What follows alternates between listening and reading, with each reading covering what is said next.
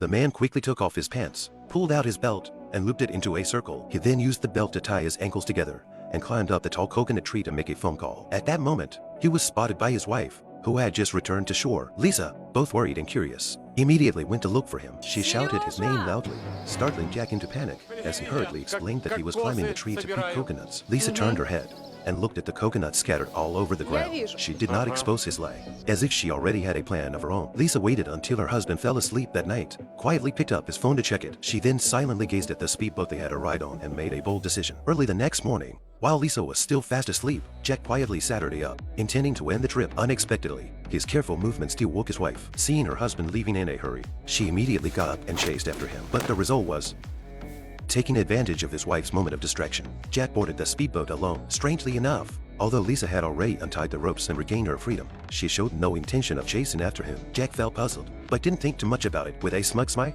he waved at his wife and slammed the throttle, speeding away. What he didn't know was that beneath the fast-moving boat, a long rope was firmly tied to a coral reef on the seabed. As the speedboat went farther and farther away, the rope was quickly pulled straight and taut. The next second, this was only the beginning of the plan. After Lisa entered the jungle, she used branches and vines to make a bow and arrows. When Jack returned to the island and was about to confess his mistake, Lisa suddenly raised her hand and released an arrow. The sharp arrow had grazed past his face. Jack stared at the arrow shaft in terror. Before he could react, Lisa drew the bow again. Seeing this, Jack immediately turned and ran. Lisa leapt high into the air and fired another arrow with all her strength, aiming straight at Jack's back. At the critical moment, Jack accidentally slipped and fell down the slope. He quickly grabbed a wooden stick beside him and narrowly escaped death. At this time, Lisa did not chase after him. Instead, she returned deep into the jungle to search for food. What she didn't realize was that this moment of mercy would give her husband a chance for revenge.